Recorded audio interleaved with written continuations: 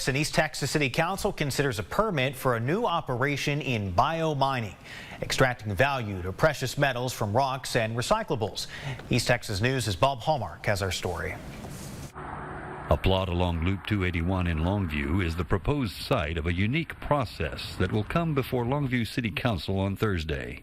A biomining operation. It is a recycling processing facility, and so a heavy commercial zoning district requires a specific use permit to allow for a recycling processing facility to be located there.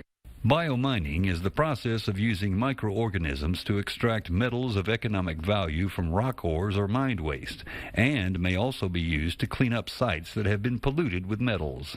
The miners use different organisms to go into the rock, crunch the minerals, extract what they're looking for. We call them prokaryotic, that would attach itself to those precious metals. But there's a reason why a specific permit is needed for an operation like this. To ensure no negative impact on surrounding properties.